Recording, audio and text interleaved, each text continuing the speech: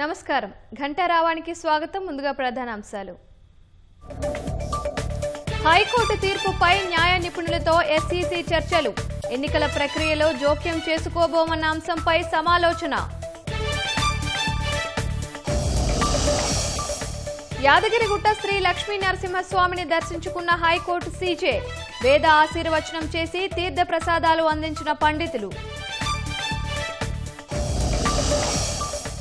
భారీ వర్షాలకు కొట్టుకుపోయిన ఆకేరు వాగు వంతెన పొలాల్లోకి చేరిన శిథిలాలను తొలగించిన అధికారులు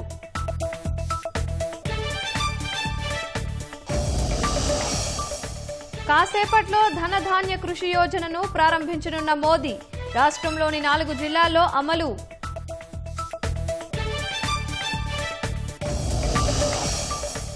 బిహార్ ముజఫర్పూర్లో ఘోర రోడ్డు ప్రమాదం 4 మృతి సీఎం నితీష్ దిగ్భ్రాంతి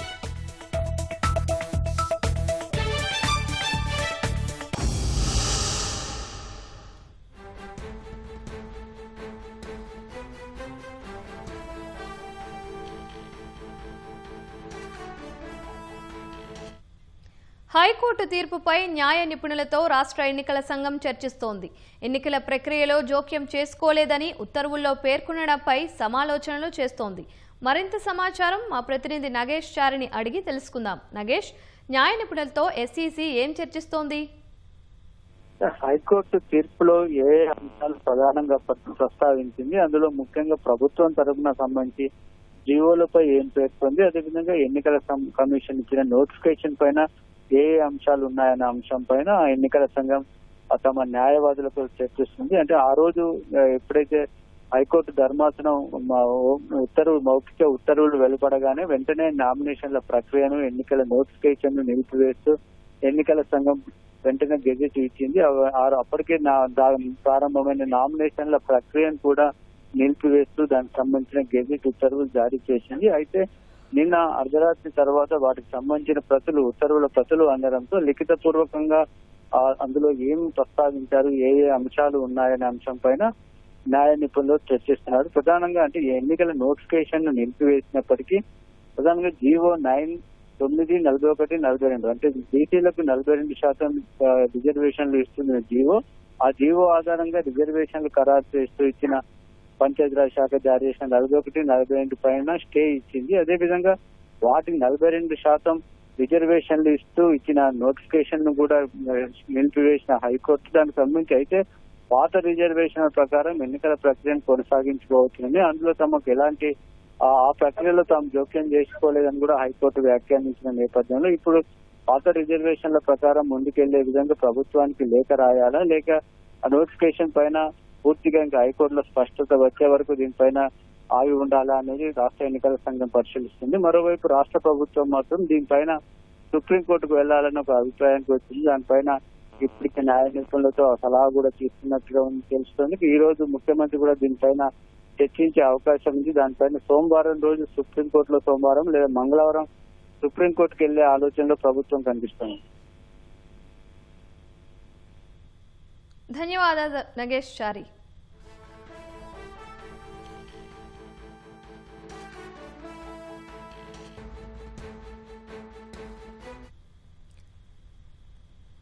తెలంగాణ భవన్లో బీఆర్ఎస్ సీనియర్ నేత హరీష్ రావు మాట్లాడుతున్నారు. ప్రత్యక్ష ప్రసారం ద్వారా చూద్దాం.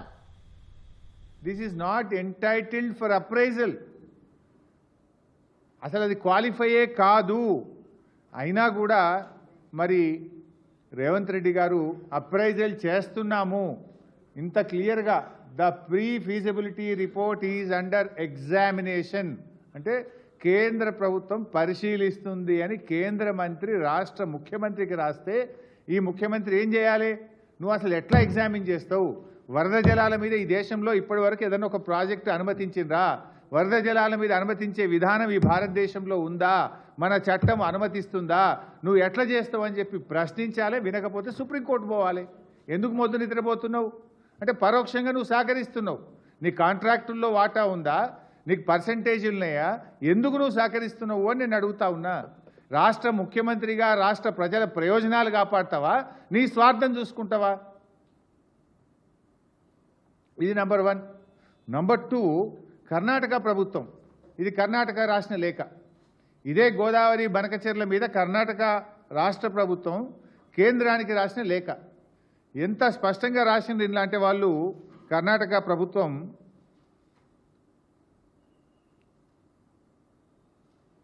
para 11 page 3 by all the stated diversions by Andhra Pradesh 80 plus 100 plus 243 80 ఏమో పోలవరం ప్రాజెక్టు 80 కంటే ఎక్కువ పోలవరం రైట్ మెయిన్ కెనాల్ నుంచి ఇంకో 100 తీసుకుపోతుండ్రు 100 ఇప్పుడు బనకచెర్ల 243 80 ప్లస్ 100 ప్లస్ 243 మొత్తం కలిపితే మాకు ఆ అగ్రిమెంట్ ఏదైతే అప్పుడు ఆంధ్రప్రదేశ్ మహారాష్ట్ర కర్ణాటక కలిపి గోదావరి బచావత్ రిపోర్ట్ ప్రకారం అవార్డు ప్రకారం ఒక అగ్రిమెంట్ చేసుకున్నారు గోదావరి నీళ్లు కృష్ణానదికి మళ్లిస్తే దాంట్లో ఎగువ రాష్ట్రాలకు కూడా వాటా ఉంటుంది ఆ వాటా ప్రకారంగా 463 టీఎంసీలు ఇవాళ ఆంధ్రప్రదేశ్ మళ్లిస్తుంది మాకు 112 టీఎంసీలు పైన కృష్ణాలో మేము ఆల్మట్టిలో ఆపుకుంటామని రాసింది 423 టీఎంసీలు ఆంధ్రప్రదేశ్ మళ్లిస్తుంది బనకచెర్ల కావచ్చు పోలవరం కావచ్చు అదనంగా తీసుకునేది కావచ్చు మొత్తం 423లో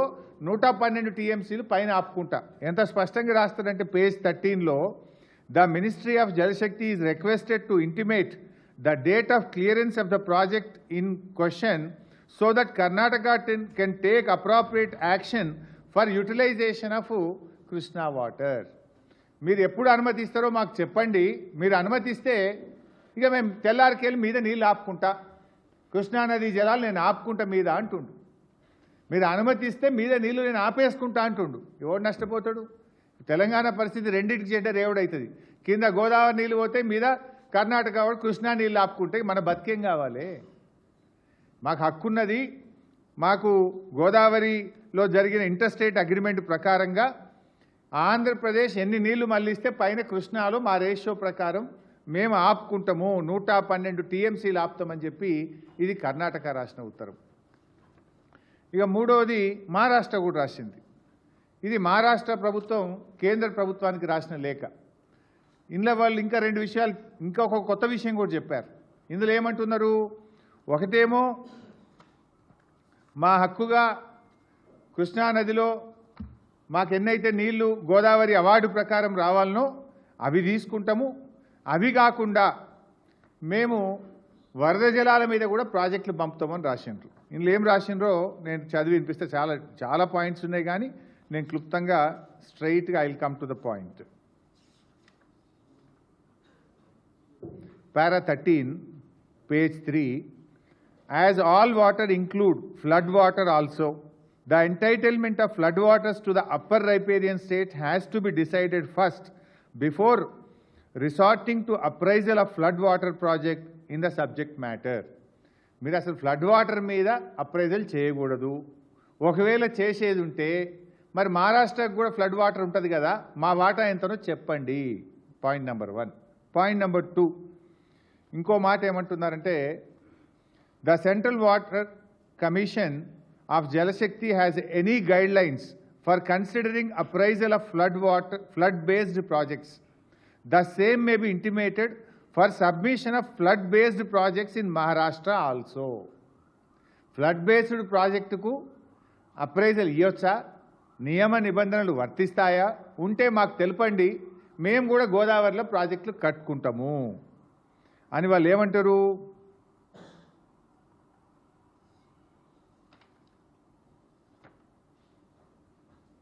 అందులో స్పష్టంగా ఏమంటారంటే however it needs to be examined that whether the flood water contemplated to be diverted is utilised from the legitimate share of Godavari water of sub basins in upper riparian states even though some of the projects planned by upper riparian states might be incomplete in the sub-basins and utilize apparently less. The total planned use of all projects and not the actual utilization in the said sub-basins need to be considered while arriving at the exact quantum of water. అంటే స్పష్టంగా మహారాష్ట్ర ఏం చెప్తుంది అంటే ఒకటి కృష్ణానదిలో మా వాటా ఉంది 74 టీఎంసీలు పైన ఆపుకుంటాము ఒక పాయింట్ రెండవ పాయింట్ ఏమంటున్నారు వరద జలాలు వాడుకునే హక్కు ఉంటే మహారాష్ట్ర మాకు కూడా విదర్భాలో కరువు ప్రాంతం ఉన్నది మేము కూడా వరద ప్రాజెక్టులు కడతాం పైన కట్టి లోయర్ పెనుగంగ మీద ప్రాణహిత మీద మేం ప్రాజెక్టులు కట్టి మేం విదర్భకు నీళ్లు తీసుకుపోతా అంటుండు. అప్పుడు ఏమైతే తెలంగాణ పని? రెండిటి చెడ్డ రేవటి. కృష్ణా కర్ణాటక ఏమంటుంది? పైన మేము 112 టీఎంసీలు ఆగబట్టుకుంటా అని కర్ణాటక అంటుంది. మహారాష్ట్ర ఏమంటుంది? పైన కింద ఎన్ని మారుస్తారో దాని లెక్క ప్రకారంగా 74 టీఎంసీలు కృష్ణాలు ఆపుకుంటా, గోదావరిలో కూడా నేను ప్రాజెక్టులు కట్టుకొని విదర్భకు నీళ్లు తీసుకుపోతా అంటాడు. ఇప్పుడు మధ్యలో తెలంగాణ ఏమైపోతుంది? శాండ్విచ్ ఖతమైపోతుంది. అంటే కింద ఇటు ఆంధ్రప్రదేశ్, అటు మహారాష్ట్ర గోదావరి నీళ్ళు తీసుకుపోతామంటుంది. పైన కర్ణాటక, మహారాష్ట్ర కృష్ణానది నీళ్ళు ఆపుకుంటామంటున్నారు. రేవంత్ రెడ్డి మొద్దు నిద్రపోతున్నాడు. ఇవి నేను చెప్తున్నాయి కావు. This is the letter written by state of Maharashtra, this is the letter written by state of Karnataka. ఇంత స్పష్టంగా ఆయా రాష్ట్ర ప్రభుత్వాలు ముందుకు పోతా ఉంటే మన ప్రభుత్వం మొద్దు నిద్రపోతా ఉందా అని నేను అడుగుతా ఉన్నా. ఈ పరిస్థితుల్లో ఇవాళ తెలంగాణకు తీవ్రమైన నష్టం జరిగేటువంటి అవకాశం ఉంది. ఇకపోతే కేంద్ర ప్రభుత్వ సంస్థలు గతంలో కూడా మనం మాట్లాడుకున్నాం. Central water commission, GRMB, Polavaram project authority, అదేవిధంగా ministry of environment and forest. ఈ 4 డిపార్ట్మెంట్లు కూడా గతంలో అసలు ఈ డిపిఆర్ను కన్సిడరే చేయకూడదు, ఇది తప్పు అని రాశారు. అయినా ఇప్పుడు ఎందుకు జరుగుతూ ఉంది? ఎందుకు కేంద్ర మంత్రి గారు మేము ఈ ప్రాజెక్ట్ను మేము అప్రైజల్ స్టార్ట్ చేసినాం, the PFR is currently under the examination అని ఎట్లా రాస్తాడు? నేను అడుగుతా ఉన్న బీజేపీ ప్రభుత్వాన్ని, మన రాష్ట్రం నుంచి ఉన్న కిషన్ రెడ్డి గారు, బండి సంజయ్ గారు, మీకు బాధ్యత లేదా? ఆంధ్రప్రదేశ్ ఇవాళ హక్కు లేని, అవకాశం లేని నీళ్లను మళ్లించుకుంటుంటే, మన హక్కును కాలరాస్తుంటే, మన నీళ్లు తన్నుకపోతుంటే రేవంత్ రెడ్డి పెదవులు మూసుకుంటాడు, కిషన్ రెడ్డి గారు, సంజయ్ గారు పెదవులు మూసుకుంటారు. ఇది ఎక్కడి నీతి? 8+8 ఎంపీలు గెలిస్తే, 16 ఎంపీలు గెలిస్తే ఇదేనా మీరు చేసే పని? ఈరోజు ఇది సెంట్రల్ వాటర్ కమిషన్ రాసిన లెటర్. సెంట్రల్ వాటర్ కమిషన్ కూడా చాలా స్పష్టంగా ఏం చెప్పింది? It is mentioned in the PFR submitted the flood water from Polavaram dam would be diverted to the Krishna river through a new parallel canal along with Polavaram project with a capacity of 510 cumex. In this regard, it may be clarified how flood water is being defined, how it consumption of flood water is being done. స్పష్టంగా ఇది ఎవరు రాసిండ్రు? Central water commission రాసింది. Flood water అసలు ఎట్లా తీసుకుపోతావు, దాన్ని ఏ రకంగా దీన్ని మీరు చెప్తున్నారు అని వాళ్ళే రాస్తారు. ఇవాళ బాబు గారు పెట్టిన ఒత్తిడితో బీజేపీ తలొగ్గుతున్నది. ప్రధానమంత్రి ధనధాన్య కృషి యోజన పథకాన్ని ప్రధాని మోదీ ప్రారంభిస్తున్నారు. ఢిల్లీ నుంచి ప్రత్యక్ష ప్రసారం ద్వారా చూద్దాం.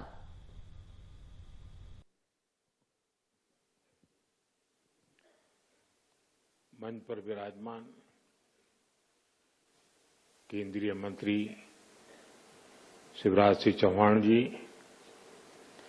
हमारे साथ टेक्नोलॉजी से जुड़े हुए राजीव रंजन सिंह जी,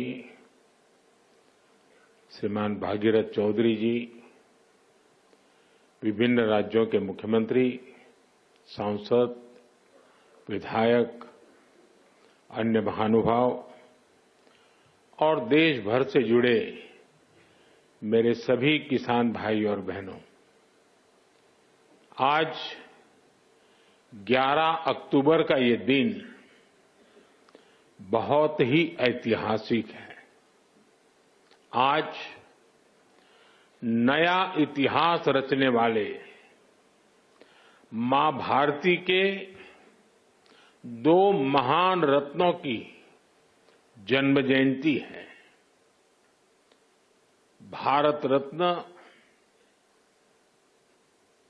श्री जयप्रकाश नारायण जी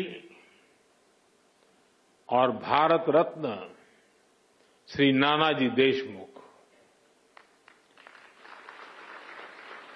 ये दोनों ही महान सपूत ग्रामीण भारत की आवाज थे, लोकतंत्र की क्रांति के अगुवा थे, किसानों और गरीबों के कल्याण के लिए समर्पित थे। आज इस ऐतिहासिक दिन देश की आत्मनिर्भरता के लिए, किसानों के कल्याण के लिए दो महत्वपूर्ण नई योजनाओं की शुरुआत हो रही है। पहली, प्रधानमंत्री धन धान्य कृषि योजना और दूसरी दलहन आत्मनिर्भरता मिशन। ये दो योजनाएं भारत के करोड़ों किसानों का भाग्य बदलने का काम करेगी। इन योजनाओं पर भारत सरकार करीब 35,000 करोड़ रुपए से ज्यादा खर्च करने वाली है।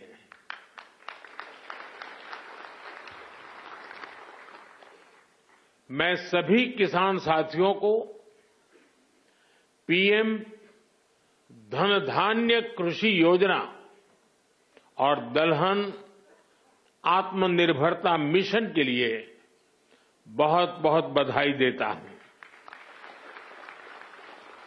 साथियों, खेती और किसानी हमेशा से हमारी विकास यात्रा का एक प्रमुख हिस्सा रही है।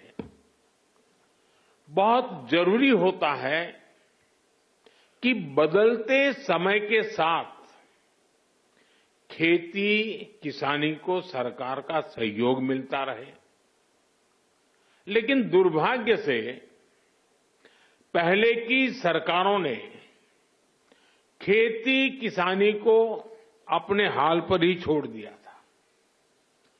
सरकार की तरफ से कृषि को लेकर कोई विजन ही नहीं था, कोई सोच ही नहीं थी।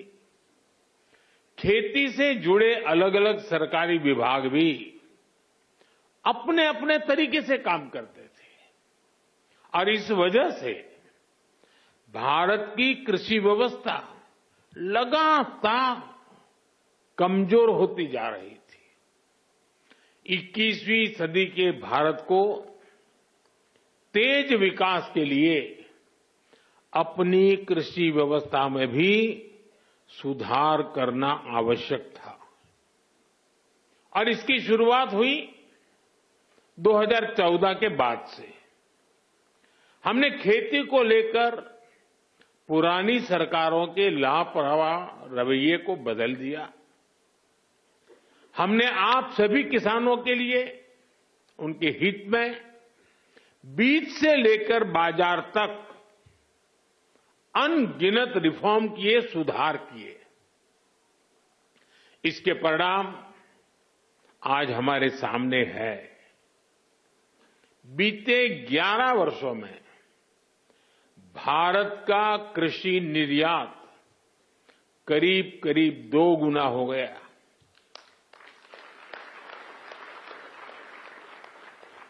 अनाज उत्पादन पहले जो होता था करीब करीब 900 लाख मैट्रिक टन और बढ़ गया। फल और सब्जियों का उत्पादन 640 लाख मैट्रिक टन से ज्यादा बढ़ गया। आज दूध उत्पादन में हम दुनिया में नंबर 1 है। भारत दुनिया का दूसरा बड़ा फिश प्रोड्यूसर है। भारत में शहद उत्पादन भी 2014 की तुलना में 2 गुना हो गया है। अंडे का उत्पादन भी बीते 11 वर्षों में डबल हो गया है। इस दौरान देश में 6 बड़ी फर्टिलाइजर फैक्ट्रियां बनाई गई हैं। 25 करोड़ से ज्यादा सॉइल हेल्थ कार्ड किसानों को मिले हैं। 100 लाख हेक्टेयर में सूक्ष्म सिंचाई की सुविधा पहुंची है। पीएम फसल बीमा योजना से करीब 2 लाख करोड़ रुपए, ये आंकड़ा छोटा नहीं है, 2 लाख करोड़ रुपए क्लेम के रूप में किसानों को मिले हैं। बीते 11 साल में 10,000 से ज्यादा किसान उत्पाद संघ एफपीओज बने हैं। अभी मुझे आने में देरी इसलिए हुई कि मैं कई किसानों के साथ गप्पा गोष्ठी कर रहा था। अनेक किसानों से बात हुई, मछुआरों से बातचीत हुई, महिलाएं जो कृषि क्षेत्र में काम कर रही हैं उनके अनुभव सुनने का अवसर मिला मुझे। ऐसी अनेक उपलब्धियां हैं जो देश के किसान ने बीते 11 वर्षों में अनुभव की है। लेकिन साथियों, आज देश का मिजाज ऐसा बन गया है कि वो कुछ उपलब्धियों से ही संतुष्ट नहीं होता है। हमें विकसित बनता है तो फिर हर क्षेत्र में लगातार बेहतर करते ही रहना होगा, सुधार करना ही करना होगा।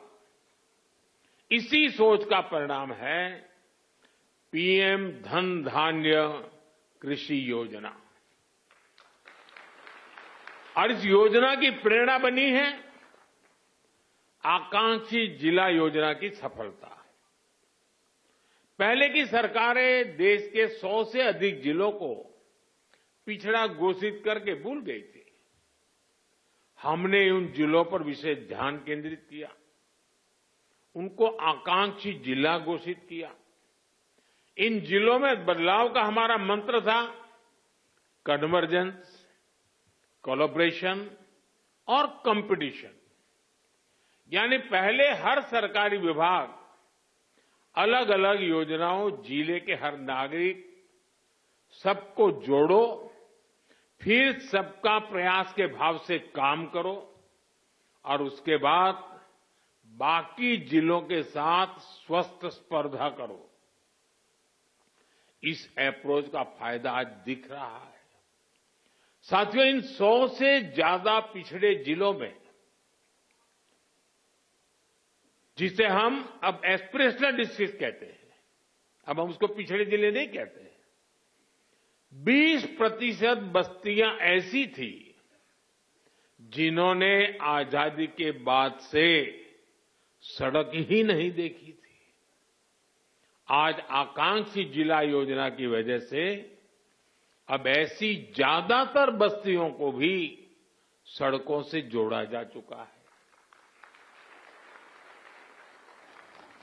उस समय जिसे पिछड़े जिले कहते थे, उनमें 17% ऐसे बच्चे थे जो टीकाकरण के दायरे से बाहर थे।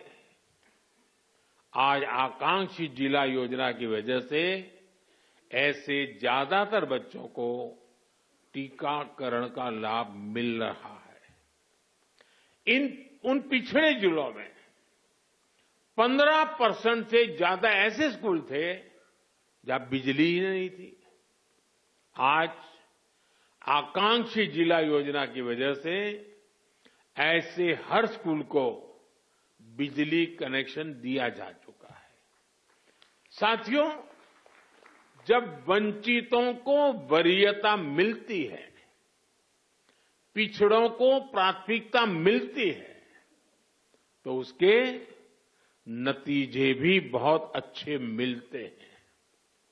आज आकांक्षी जिलों में माता मृत्यु दर कम हुई है, बच्चों का स्वास्थ्य सुधरा है, पढ़ाई का स्तर सुधरा है। कितने ही पैरामीटर्स में ये जिले अब अन्य जिलों से बेहतर कर रहे हैं। साथियों, अब इसी मॉडल पर हम खेती के मामले में पिछड़े देश के 100 जिलों का, जो खेती के क्षेत्र में, बाकी चीजों में आगे होंगे, ऐसे 100 जिलों का हम विकास करना चाहते हैं, उस पर ध्यान केंद्रित करके काम करना चाहते हैं। पीएम धन धान्य कृषि योजना की प्रेरणा वही आकांक्षी जिलों का मॉडल है। इस योजना के लिए 100 जिलों का चयन बहुत सोच समझकर किया गया है। 3 पैरामीटर्स पर इन जिलों का चुनाव किया गया है। पहला, खेत से कितनी पैदावार होती है। दूसरा, एक खेत में कितनी बार खेती होती है। और तीसरा, किसानों को लोन या निवेश की कोई सुविधा है और है तो कितनी मात्रा में है। साथियों, हमने अक्सर 36 के आंकड़े की चर्चा सुनी है। हम बार बार कहते हैं उनके बीच तो 36 का आंकड़ा है, लेकिन हर चीज को हम चुनौती देते हैं, उसको उल्टा करते हैं। इस योजना में हम सरकार की 36 योजनाओं को एक साथ जोड़ रहे हैं।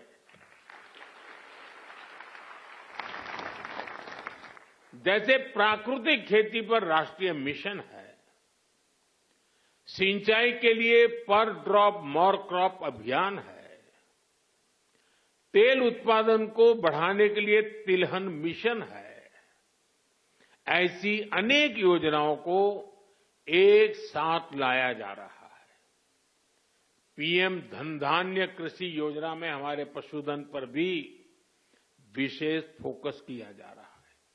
आप जानते हैं, फूट एंड माउथ डिसीज यानी खुरपका मुंहपका जैसी बीमारियों से पशुओं को बचाने के लिए 125 करोड़ से अधिक टीके मुफ्त लगाए गए हैं। इससे पशु भी स्वस्थ हुए हैं और किसानों की चिंता भी कम हुई है। पीएम धन धान्य कृषि योजना में स्थानीय स्तर पर पशुओं के स्वास्थ्य से जुड़े अभियान भी चलाए जाएंगे। साथियों, आकांक्षी जिला कार्यक्रम की तरह उसी प्रकार से पीएम धन धान्य कृषि योजना का बहुत बड़ा दायित्व किसानों के साथ ही स्थानीय सरकारी कर्मचारियों और उस जिले के डीएम या कलेक्टर पर है। पीएम धन धान्य कृषि योजना का डिजाइन ऐसा है कि हर जिले की अपनी जरूरत के हिसाब से इसकी प्लानिंग में बदलाव लाया जा सकता है। इसलिए मैं किसानों और संबंधित जिलों के मुखिया से आग्रहपूर्वक कहूंगा, अब आपको जिले के स्तर पर ऐसी कार्य योजना बनानी है जो वहां की मिट्टी और वहां की जलवायु के अनुकूल हो।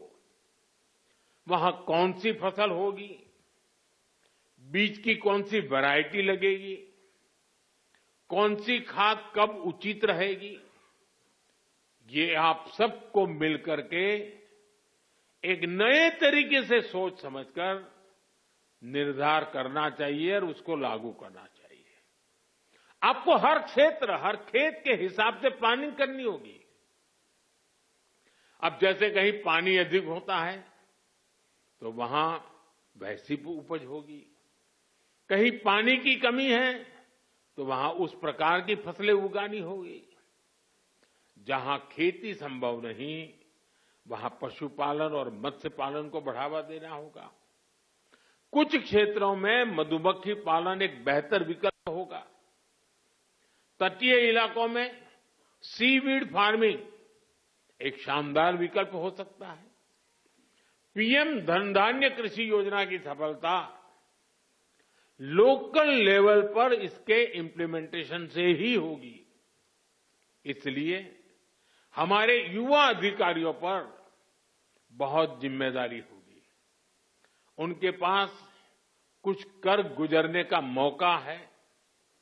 मुझे विश्वास है कि युवा साथी किसानों के साथ मिलकर देश के 100 जिलों की खेती की तस्वीर बदल देंगे।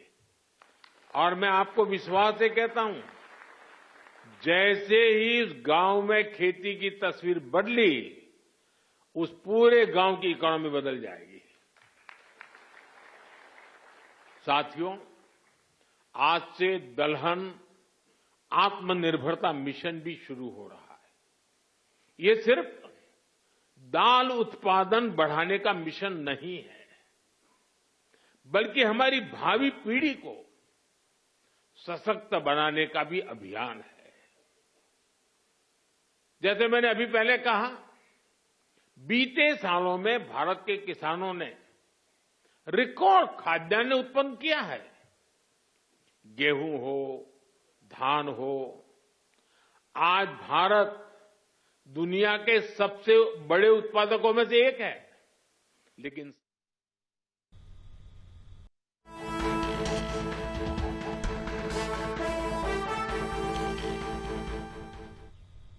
వరంగల్ జిల్లా రాజకీయాల్లో మంత్రి పొంగులేటి శ్రీనివాసరెడ్డి జోక్యం చేసుకుంటున్నారని కొండా సురేఖ దంపతులు కాంగ్రెస్ అధిష్టానానికి ఫిర్యాదు చేశారు. మరింత సమాచారం మా ప్రతినిధి తిరుపాల్ రెడ్డిని అడిగి తెలుసుకుందాం. తిరుపాల్ రెడ్డి, పొంగులేటి శ్రీనివాసరెడ్డిపై కొండా దంపతుల ఫిర్యాదుకు సంబంధించి సమాచారం చెప్పండి. లక్ష్మి, ఈ మధ్యకాలంలో మంత్రుల మధ్య వివాదాలు ఒక్కొక్కటే తెరపైకి వస్తున్నాయి. నిన్నటి వరకు మంత్రులు పొన్నం ప్రభాకర్, అడ్లూరు లక్ష్మి మధ్య వివాదం ఉంది. పిసిసి జోక్యం చేసుకోవడంతో ఆ వివాదానికి తాత్కాలికంగా తెరపడిందని చెప్పవచ్చు. తాజాగా చాలా కాలంగా నివురుగప్పిన నిప్పులా ఉన్న కొండా సురేఖ, పొంగులేటి శ్రీనివాసరెడ్డి మధ్య ఉన్న వివాదము తెరపైకి వచ్చింది. ప్రధానంగా మేడారం సమ్మక్క సారలమ్మ ఆలయ అభివృద్ధికి ఇటీవల 71 కోట్ల టెండర్ల ప్రక్రియ జరిగింది. ఈ ప్రక్రియలో దేవాదాయ శాఖ మంత్రి అయిన కొండా సురేఖకు ఎలాంటి ప్రమేయం లేకుండా పూర్తిగా పొంగులేటి శ్రీనివాసరెడ్డి ఆధిపత్యం చలాయించి వాళ్ళకు కావాల్సిన వాళ్ళకి ఇప్పించుకున్నారన్న ఆరోపణలు చేస్తున్నారు. పొంగులేటి శ్రీనివాసరెడ్డి ఉమ్మడి వరంగల్ జిల్లాకు ఇన్ఛార్జ్ మంత్రిగా వ్యవహరిస్తున్నారు. ఇన్ఛార్జ్ మంత్రిగా కొనసాగుతున్నప్పటికీ కూడా తరచూ కొండా దంపతులకు పొంగులేటి శ్రీనివాసరెడ్డికి మధ్య వివాదాలు ఏదో ఒక అంశం మీద విభేదాలు తలెత్తుతూ వస్తున్నాయి. గతంలో వరంగల్లో 2 వర్గాల మధ్య వివాదం చెలరేగినప్పుడు కూడా కొండా మురళి పిసిసి క్రమశిక్షణ కమిటీకి ఇచ్చిన ఫిర్యాదులు కావచ్చు, వివరణలో కావచ్చు, ప్రధానంగా పొంగులేటి శ్రీనివాసరెడ్డి పేరును ప్రస్తావించారు. గతంలో పొంగులేటి శ్రీనివాసరెడ్డి కుటుంబానికి, కొండా మురళి కుటుంబానికి ఉన్న విభేదాలను తెరపై తీసుకొచ్చి ఆ వాటిని దృష్టిలో పెట్టుకొని తమపై కక్షాధిప చర్యలకు పాల్పడుతున్నట్టుగా ఆరోపణలు చేశారు. తాజాగా ఈ టెండర్ల విషయంలో దేవాదాయ శాఖ మంత్రిగా ఉన్న తనతో మాట్లాడకుండా, తనకు తెలియకుండా, తనను సంప్రదించకుండానే ఈ టెండర్లను వేరే వాళ్లకు ఇవ్వడం పైన తీవ్ర మనస్తాపం చెందినట్టుగా తెలుస్తోంది. ఈవేళ కొండా దంపతులు ఏకంగా ఏఐసిసి అధ్యక్షుడు మల్లికార్జున ఖర్గేకి ఫోన్ చేసి తమకు ఈ ఉమ్మడి వరంగల్లో జరుగుతున్న రాజకీయ వ్యవహారాలపైన ఫిర్యాదు చేసినట్టుగా తెలుస్తోంది. అదేవిధంగా రాజకీయాలతో పాటు ఈ సమ్మక్క సారలమ్మ ఆలయ అభివృద్ధికి కేటాయించిన టెండర్లను పొంగులేటి శ్రీనివాసరెడ్డి తనకు కావాల్సిన వాళ్లకు ఇప్పించుకోవడానికి కూడా ప్రస్తావించినట్టు తెలుస్తుంది. మొత్తం మీద ఈ వ్యవహారము అంటే ఇప్పటి వరకు కొండా దంపతులకు అక్కడ ఉమ్మడి వరంగల్ జిల్లా ఇతర ఎమ్మెల్యేలకు మధ్య ఉన్న విభేదాలు ఇప్పుడు ఆ జిల్లాకు ఉమ్మడి వరంగల్ జిల్లాకు ఇన్ఛార్జిగా వ్యవహరిస్తున్న పొంగులేటి శ్రీనివాసరెడ్డికి కూడా లింక్ పెట్టారు. పొంగులేటి శ్రీనివాసరెడ్డి పూర్తిగా ఆధిపత్యం చెలాయిస్తూ తనకు గాని తన మంత్రిత్వ శాఖ గాని గౌరవం ఇవ్వకుండానే ముందుకెళ్తున్నారు. దీని మీద జోక్యం చేసుకోవాలని చెప్పేసి మల్లికార్జున ఖర్గేకి వివరించినట్టుగా తెలుస్తుంది. మల్లికార్జున ఖర్గే తమకు సానుకూలంగా స్పందించారు. దీని మీద తక్షణమే జోక్యం చేసుకొని ఈ వివాదాన్ని పరిష్కరిస్తామని కూడా హామీ ఇచ్చినట్టుగా కొండా దంపతులు చెప్తున్నారు. ధన్యవాదాలు తిరుపాల్ రెడ్డి.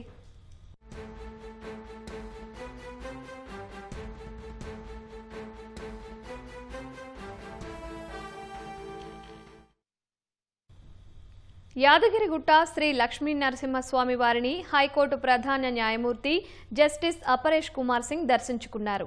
ఆలయ దర్శనానికి వచ్చిన సీజే అపరేష్ కుమార్ సింగ్కి ఆలయ అర్చకులు పూర్ణ కుంభంతో స్వాగతం పలికారు. జిల్లా కలెక్టర్ హనుమంతరావు, రాచకొండ సిపి సుధీర్ బాబు, ఆలయ ఇన్ఛార్జ్ ఈవో రవినాయక్ పుష్పగుచ్చంతో స్వాగతం పలికారు. స్వామివారి దర్శనం అనంతరం వేద పండితులు వేద ఆశీర్వచనం అందజేశారు.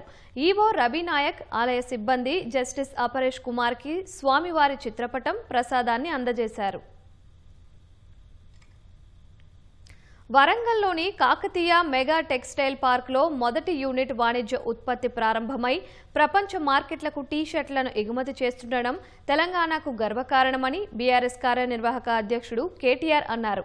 టీ-షర్ట్ మేడ్ ఇన్ తెలంగాణ శీర్షికతో ఈనాడులో ప్రచురించిన వార్తను సామాజిక వేదిక ఎక్స్లో పోస్టు చేసిన కేటీఆర్ ఇది ఎంతో సంతోషించాల్సిన అంశమని చెప్పారు. 2023 జూన్లో కాకతీయ మెగా టెక్స్టైల్ పార్కులో 11 యంగ్ వన్ కార్పొరేషన్ ఫ్యాక్టరీలకు శంకుస్థాపన చేశామని గుర్తు చేశారు. అందులో పనిచేసే వారిలో 90% స్థానిక మహిళలే కావడం ఆనందంగా ఉందని, ఇది మహిళా సాధికారతకు నిదర్శనమన్నారు.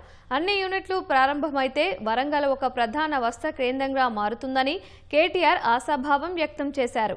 వ్యవసాయం నుంచి ఫ్యాషన్ అనే నినాదంతో కాకతీయ మెగా టెక్స్టైల్ పార్క్ స్థాపించినట్టు కేటీఆర్ గుర్తు చేసుకున్నారు. మహబూబా నగర్ జిల్లా డోర్నకల్, మరిపెడ మండలాల మధ్య ఆకేరు వాగుపై నిర్మించిన వంతెన గత సంవత్సరం కురిసిన భారీ వర్షాల తాకిడికి కొట్టుకుపోయింది. శిథిలాలు పొలాల్లోకి చేరడంతో రైతులు, వాహనదారులు తీవ్ర అవస్థలు పడుతున్నారు. వంతెనలు దెబ్బతిని ఏడాది గడుస్తున్నా నేటికి ఎలాంటి మరమ్మతులకు నోచుకోవటం లేదని రైతులు ఆవేదన వ్యక్తం చేస్తున్నారు. భారీ వర్షాల తాకిడితో లెవెల్ వంతెన, చెక్ డ్యాం మీద నుంచి ఆకేరు వాగు వరద నీరు ప్రవహిస్తుండటంతో రాకపోకలు నిలిచిపోతున్నాయని ప్రజలు, వాహనదారులు వాపోతున్నారు. రాకపోకలకు తీవ్ర అంతరాయం ఏర్పడుతున్నా అధికారులు, ప్రజాప్రతినిధులు పట్టించుకోవడం లేదని ఆగ్రహం వ్యక్తం చేస్తున్నారు. ఇప్పటికైనా అధికారులు స్పందించి వెంటనే వంతెనల మరమ్మతులు చేపట్టాలని కోరుతున్నారు. నేను ఈ రహదారిలో దాదాపుగా ఉద్యోగ నిమిత్తం తిరుగుతున్నా గానీ ఈ బ్రిడ్జి ఇంకా ఇన్ని సంవత్సరాలు అవుతున్నా బాగు కాలేదు. చాలా ఇబ్బందిగా ఉంది. 2 జిల్లాలకి కలిపి ఉన్న బ్రిడ్జి ఇది.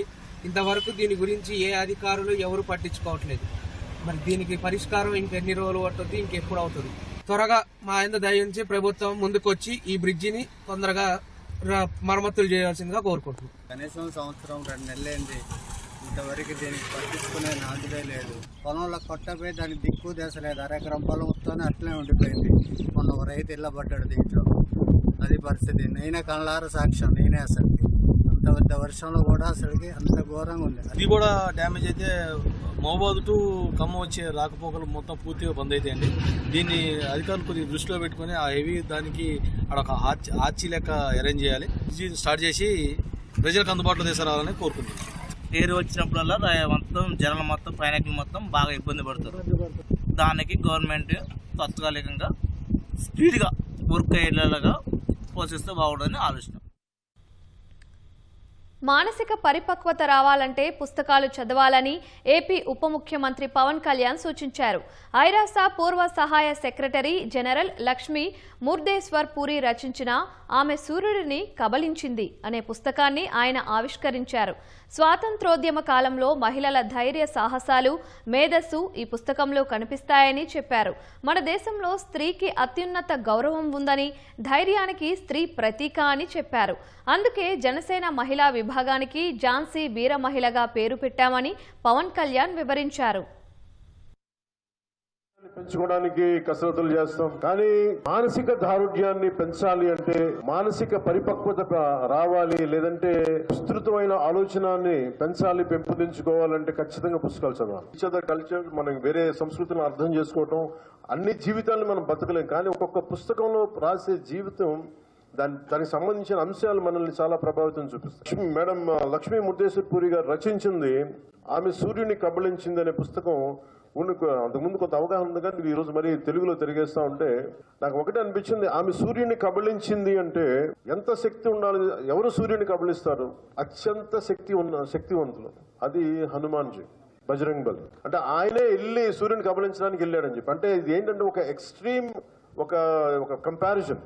అంటే నువ్వు సాధించదలుచుకుంటే సూర్యుడిని కూడా మింగేయగలవని ఒక ధైర్యం చెప్పడం దీని వెనక ముఖ్య ఉద్దేశం. నవలలో నాకు అనిపించింది ఏంటంటే ఈ నవల నాయక మాలతి జీవిత ద్వారా రచయిత్రి భారత స్వాతంత్ర పోరాటం, మహిళా సాధికారత, ఆనాటి సామాజిక పరిస్థితుల్ని మనకి ఇందాక మీరు చెప్పినట్టుగా చాలా మన ఎమోషన్స్ దగ్గరగా ఉండేలాగా కళ్ళగట్టినట్టు చేపించారు. ఈ నవల చరిత్ర, రాజకీయాలు, భావోద్వేగాలను కలిపి చాలా అద్భుతంగా నడిపిస్తుంది. స్వాతంత్ర పోరాటం నుంచి స్వాతంత్రానంతరం వరకు సాగిన ఈ దేశ ప్రయాణాన్ని మన ముందుంచుతుంది. ఇలాంటి నవలని రాయడం చాలా కష్టం. కానీ దీంట్లో మీకు జిడ్డు కృష్ణమూర్తి గారి క్యారెక్టర్స్ వస్తాయి. అంటే ఇవన్నీ అది మనకు చాలాసార్లు మన హిస్టారికల్ క్యారెక్టర్స్ రీవిజిట్ చేస్తే ఎలా ఉంటుందని అనుకొస్తాం.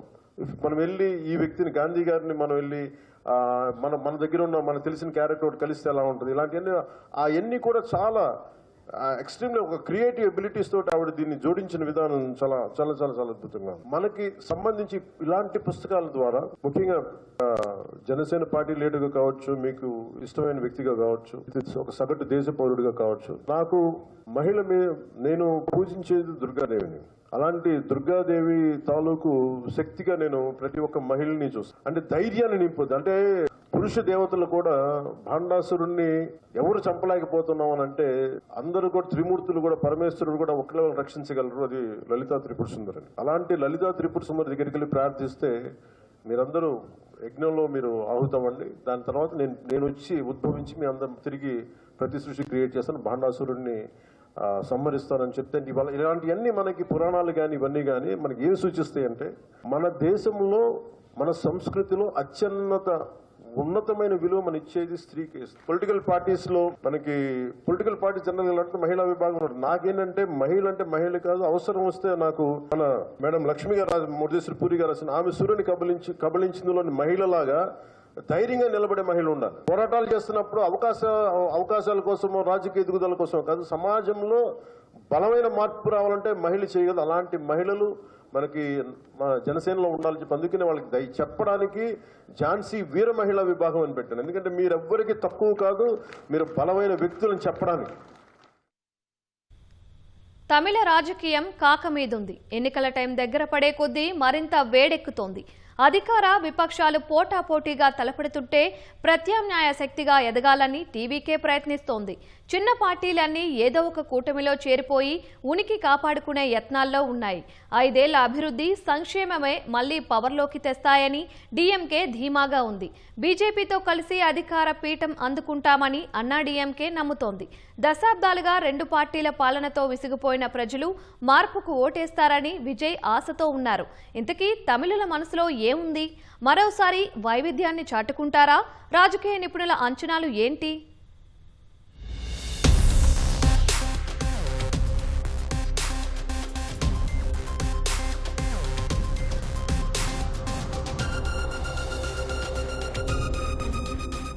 తమిళనాడులో మొత్తం 234 శాసనసభ స్థానాలున్నాయి.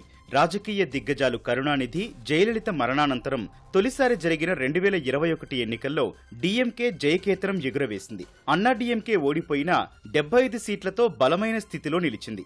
ఎప్పటిలాగే ఈసారి కూడా ద్రవిడ పార్టీల మధ్య పోటీ నెలకొంది. డీఎంకే, అన్నాడీఎంకే కూటములు గట్టిగా తలపడుతున్నాయి. జాతీయ పార్టీలు బీజేపీ, కాంగ్రెస్ పలుకుబడి అంతంత మాత్రమే. అందుకే 2 పార్టీలు చెరోవైపు చేరిపోయాయి. మిగిలిన చిన్న పార్టీలో కూడా అత్యధికం అధికార డీఎంకే వెంటే ఉన్నాయి. ఇదయ దళపతి విజయ్ పార్టీ తమిళిగ వెట్రి కళగం టీవీకే కొత్త శక్తిగా ఎదగాలనే ప్రయత్నాల్లో ఉంది. బలమైన కూటములను ఢీకొట్టి టీవీకే ఎంతవరకు సత్తా చాటుతుందో ఇప్పటికిప్పుడు అంచనా వేయడం కష్టమే. తమిళనాడు ప్రస్తుత పరిస్థితి ఏంటి అంటే 5 ఏళ్ల స్టాలిన్ పాలన పట్ల ప్రజల్లో సంతృప్తి ఉందని రాజకీయ నిపుణుల అంచనా. ప్రభుత్వ వ్యతిరేకత అంతగా లేదనే అభిప్రాయం ఉంది. అభివృద్ధిలో తమిళనాడు దూకుడు మీదుందని, 11 ఏళ్ల తర్వాత మళ్లీ దేశంలో ఫస్ట్ ప్లేస్ కు చేరడం మా ఘనతే అంటోంది డీఎంకే. పెట్టుబడుల సాధనలో అందరికంటే ముందున్నట్లు నేతలు చెబుతున్నారు. పేద మహిళలకు నెలకు 1000 రూపాయల ఆర్థిక సాయం, ఉచిత బస్సు సర్వీసు, ఎన్నికల్లో ఓట్లు కురిపిస్తాయని నమ్ముతోంది. గత ఎన్నికల వేళ పథకాన్ని వ్యతిరేకించిన అన్నా డీఎంకే ఇప్పుడు అధికారంలోకి వస్తే 1500 ఇస్తామంటోంది. ప్రభుత్వ బడుల్లో అల్పాహారం గ్రాండ్ సక్సెస్ అయింది. స్కూలు పిల్లలకు అమ్మా నాన్నల్లో ఒకరు లేకపోయినా నెలకు 1000 రూపాయల సాయం, తమిళ మీడియం విద్యార్థులకు 6 నుంచి 12వ తరగతి వరకు నెలకు 1000 ప్రోత్సాహకం అందిస్తోంది. స్కిల్ డెవలప్మెంట్ తో యువత ఉపాధి కల్పనకు కృషి చేస్తోంది. పోటీ పరీక్షలకు సిద్ధమయ్యే వారికి ఉచిత కోచింగ్ సౌకర్యం కల్పిస్తోంది. ఇవన్నీ ప్రజల్ని మెప్పించాయని డీఎంకే బలంగా విశ్వసిస్తోంది. ప్రతికూలతలు లేవా అంటే కొన్ని ఉన్నాయి. కరుణానిధి తర్వాత స్టాలిన్ సీఎం అయ్యారు. నెక్స్ట్ ఎవరంటే డిప్యూటీ సీఎంగా ఉన్న స్టాలిన్ కుమారుడు ఉదయనిధి, ఎంపీగా దిల్లీలో చక్రం తిప్పుతున్న సోదరి కనిమొళినే, దగ్గరి బంధువు దయానిధి మారన్ కూడా ఎంపీగా ఉన్నారు. వీటితో డీఎంకేపై కుటుంబ పార్టీ ముద్ర మరింత బలపడింది. ఇక 2 ఏళ్ల కిందట మనీ లాండరింగ్ కేసులో ఈడీ అరెస్టుతో సెంథిల్ బాలాజీ మంత్రి పదవికి రాజీనామా చేశారు. బెయిల్ రాగానే మళ్లీ మంత్రివర్గంలోకి తీసుకున్నారు. దానిపై సుప్రీంకోర్టులో పిటిషన్ దాఖలైంది. బెయిల్, మంత్రి పదవుల్లో ఏది కావాలో తేల్చుకోమన్న సుప్రీం ఆదేశాలతో కేబినెట్ నుంచి బాలాజీ తప్పుకోక తప్పలేదు. ఎన్నికల షెడ్యూల్ వచ్చేలోపు సుప్రీంకోర్టులో కేసు తేలితే బాలాజీకి మళ్లీ పదవి ఖాయమనే ప్రచారం ఉంది. మరో 2 మంత్రులు పొన్ముడి, పెరియస్వామి ఇళ్లలో సోదాలు చేసిన ఈడీ అరెస్టు చేయకపోవడం ఉపశమనం కలిగించే అంశం. కింది నుంచి పై స్థాయి వరకు పార్టీ నేతలపై అవినీతి ఆరోపణలున్నాయి. ఈ ప్రభావం ఎన్నికలపై పడుతుందేమో అని డీఎంకే కొంత ఆందోళన చెందుతోంది. ఓల్డ్ పెన్షన్ స్కీమ్ ఓపీఎస్ అమలుకు గత ఎన్నికల్లో హామీ ఇచ్చినా ఇప్పటి వరకు అతీగతి లేదు. 2 నెలలకోసారి తీసే ఇళ్ల కరెంట్ రీడింగ్, నెలకోసారి తీస్తామని చెప్పి మాట నిలబెట్టుకోలేదు. వంట గ్యాస్ సిలిండర్ కు 100 రూపాయలు సాయం చేస్తామన్న హామీని మరిచిపోయారు. 5 ఏళ్లుగా రాష్ట్రంలో 25 లాకప్ డెత్లు, అన్నా యూనివర్సిటీలో యువతిపై అత్యాచారం ఘటన, శాంతి భద్రతలపై ప్రశ్నలు లేవనెత్తాయి. ప్రతిపక్షం సంగతి ఎలా ఉన్నా గవర్నర్ ఆర్ఎన్ రవితో స్టాలిన్ కు నిత్య పోరాటం తప్పలేదు. అసెంబ్లీ ఆమోదించిన బిల్లుల్ని గవర్నర్ పక్కన పెట్టడం, సుప్రీంకోర్టుకు వెళ్లి ఉత్తర్వులు తెచ్చుకోవడం రొటీన్ గా అయింది. ప్రభుత్వంపై గవర్నర్ నేరుగా చేస్తోన్న ఆరోపణలు స్టాలిన్ ను బాగానే ఇబ్బంది పెడుతున్నాయి. మిగిలిన ప్రాంతాల్లో పరిస్థితి బాగానే ఉన్నా కొంగు నాడుగా పిలిచే తిరుపూర్, ఈరోడ్, కోయంబత్తూర్లో డీఎంకే బాగా బలహీనంగా ఉంది. గత ఎన్నికల్లో అక్కడ పెద్దగా సీట్లు రాలేదు. ఈసారి పరిస్థితి అంతకంటే గొప్పగా ఏమీ ఉండకపోవచ్చని పార్టీ భావిస్తోంది.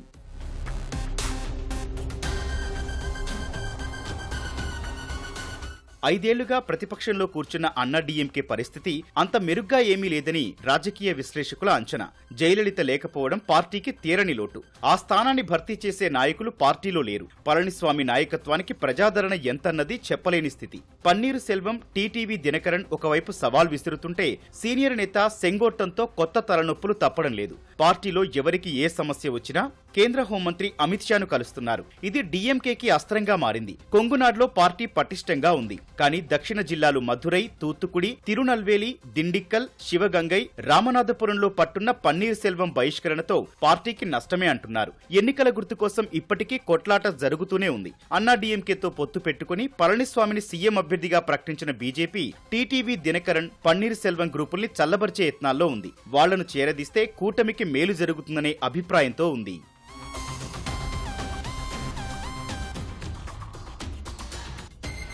దేశమంతటా ఉన్నట్లే తమిళనాడులోనూ కూటముల హవా సాగుతోంది. కాంగ్రెస్ సహా సిపిఎం, సిపిఐ, వీసీకే, ఎండీఎంకే లాంటి దాదాపు 10 పార్టీలు అధికార డీఎంకే వెంట ఉన్నాయి. గత ఎన్నికల్లో వేరుగా పోటీ చేసిన ఎంఎన్ఎం అధ్యక్షుడు కమల్ హాసన్ ఒక్క సీటు సాధించలేకపోయారు. స్వయంగా ఆయన కూడా నెగ్గలేదు. ఇటీవలే డీఎంకే మద్దతుతో కమల్ రాజ్యసభకు వెళ్లారు. వచ్చే ఎన్నికల్లో ఎంఎన్ఎం పోటీ చేసినా చేయకపోయినా మద్దతు మాత్రం డీఎంకేకే అన్నది అందరికీ తెలిసిందే. విజయకాంత్ మృతి చెందిన ఆయన సతీమణి పార్టీని నడిపిస్తున్నారు. ఆమె కూడా డీఎంకేకి జై కొడతారని భావిస్తున్నారు. 2021లో అన్నా డీఎంకేతో కలిసి పోటీ చేసిన బీజేపీ 4 ఎమ్మెల్యే సీట్లు గెలిచింది. లోక్సభ ఎన్నికల్లో విడిగా బరిలో నిలిచి ఒక్కచోట గెలవకపోవడంతో ఇప్పుడు మళ్లీ జట్టు కట్టాయి. కరూర్ దుర్ఘటనతో కష్టాల్లో ఉన్న విజయ్ని ఆకర్షించేందుకు బీజేపీ యత్నిస్తోంది. తమిళనాడు నార్త్ జిల్లాల్లో పట్టున్న పీఎంకే ఇప్పటి వరకు ఎటూ తేల్చుకోలేదు. డీఎంకే ప్రభుత్వాన్ని దించడమే లక్ష్యమంటున్న అన్బుమణి రామదాస్ అన్నా డీఎంకే కూటమికి దగ్గరయ్యే అవకాశం కనిపిస్తోంది. తండ్రి రామదాస్ కు ఇష్టం లేకపోయినా అన్బుమణి మాత్రం ఇటే మొగ్గుతున్నారు. ప్రత్యామ్నాయ శక్తిగా ఎదగాలనే పట్టుదలతో పార్టీ స్థాపించిన సినీ నటుడు విజయ్ ప్రభావం ఎంతన్నది అప్పుడే చెప్పడం కష్టమంటున్నారు విశ్లేషకులు. పార్టీకి క్షేత్రస్థాయి నిర్మాణం లేదు. క్యాడర్ నాయకులు అంతగా లేరు. కానీ విజయ్కి మాస్ ఫాలోయింగ్ గట్టిగానే ఉంది. అభిమానుల్లో అత్యధికులు 20 నుంచి 45 ఏళ్ల మధ్య వయస్కులే. వాళ్లంతా పార్టీకి ఓటేస్తారని చెప్పలేం, అలాగని తోసిపుచ్చలేం. పార్టీ ప్రారంభం, ఎన్నికల ప్రచార సభలు జోరుగా సాగాయి. మంచి స్పందన వచ్చింది. అయితే కరూర్ సభలో జరిగిన తొక్కిసలాటలో 41 మంది చనిపోవడం చెడ్డ పేరు తెచ్చింది. ఘటన తర్వాత బాధిత కుటుంబాల్ని పరామర్శించకుండా విజయ్ చెన్నైకి వెళ్లిపోవడం విమర్శలకు తావిచ్చింది. తొక్కిసలాట వెనుక కుట్రకోణం ఉందని టీవీకే ఆరోపించింది. బల ప్రదర్శనకు విజయ్ ప్రయత్నించడం, నిర్వహణ లోపాలే కారణమని అధికారులు చెబుతున్నారు. ఈ ప్రమాదం తర్వాత ఇప్పటి వరకు విజయ్ జనంలోకి రాలేదు. వస్తే పరిస్థితి ఎలా ఉంటుందో, కరూర్ ఘటన ఎంత నష్టం చేస్తుందో అని విజయ్ సహా పార్టీ నేతలు ఆందోళన చెందుతున్నారు. సీఎం పదవిపై ఆశ తప్ప విజయ్కి సొంత ఎజెండా లేదనే విమర్శలున్నాయి. డీఎంకేకి బీ టీం అని బీజేపీ విమర్శిస్తుంటే బీజేపీకే బీ టీం అని డీఎంకే ప్రతి విమర్శలు చేస్తోంది. తామెవరికి బీ టీం కాదని, ప్రజలే మా అధిష్టానమని టీవీకే అంటోంది. గతంలో విజయ్ అభిమానులు సీమాన్ నాయకత్వంలోని నాన్ తమిళన్ కచ్చి ఎన్టీకేకి మద్దతిచ్చారు. 2021 ఎన్నికల్లో ఎన్టీకేకి 8% ఓట్లొచ్చాయి. అందులో 2 నుంచి 3% మంది ఇప్పుడు టీవీకే వైపు మళ్లుతారని అంచనా. మొత్తంగా టీవీకేకి వచ్చే ఓట్లు 10 నుంచి 12% లోపే ఉండొచ్చన్నది రాజకీయ వ్యూహకర్తల లెక్క. అందుకే తిరుచి ఈస్ట్ లాంటి సేఫ్ సీట్ నుంచి పోటీకి విజయ్ సిద్ధమయ్యారనే వాదన ఉంది. విజయ్ పార్టీకి ఎన్ని ఓట్లు పడినా ఎవరికి గండి కొడతారో అని డీఎంకే, అన్నా డీఎంకే కలవరపడుతున్నాయి. తమిళనాట 1989 నుంచి 2011 వరకు 5 ఏళ్లకోసారి ప్రభుత్వం మారేది. 2016లో వరుసగా రెండోసారి గెలిచి పాత సంస్కృతికి జయలలిత చెక్ పెట్టారు. ఆమె మరణానంతరం 2021లో జరిగిన ఎన్నికల్లో డీఎంకే అధికార పీఠం ఎక్కింది. ఈసారి కొనసాగింపు ఉంటుందా లేక పాత పద్ధతి పునరావృతం అవుతుందా అన్నది తేలాల్సి ఉంది. ఆఫ్ఘనిస్తాన్ విదేశాంగ శాఖ మంత్రి అమీర్ ఖాన్ ముత్తాకి ఢిల్లీలో నిర్వహించిన మీడియా సమావేశానికి మహిళా జర్నలిస్టులను ఆహ్వానించకపోవడంపై వివాదం రేగడంతో విదేశాంగ శాఖ స్పందించింది. ఈ వ్యవహారంలో తమ పాత్ర కానీ ప్రమేయం కానీ ఏమీ లేదని స్పష్టం చేసింది. కొందరు మహిళా జర్నలిస్టులు, ప్రతిపక్ష పార్టీలకు చెందిన మహిళా నేతలు ఈ అంశాన్ని ప్రశ్నించడంతో విదేశాంగ శాఖ వివరణ ఇచ్చింది. భారత్లో పర్యటిస్తున్న ఆఫ్ఘనిస్తాన్ విదేశాంగ మంత్రి అమీర్ ఖాన్ ముత్తాకి శుక్రవారం విదేశాంగ శాఖ మంత్రి ఎస్ జైశంకర్తో ద్వైపాక్షిక చర్చలు జరిపారు. కాబూల్లో భారత రాయబార కార్యాలయాన్ని తిరిగి తెరవాలని కేంద్రం నిర్ణయించగా పహల్గాం ఉగ్రదాడిని ఆఫ్ఘనిస్తాన్ ఖండించింది. తమ భూభాగం నుంచి భారత్కు వ్యతిరేకంగా ఉగ్రవాద కార్యకలాపాలకు అనుమతించబోమని ఆఫ్ఘాన్ విదేశాంగ మంత్రి ముత్తాకి స్పష్టం చేశారు.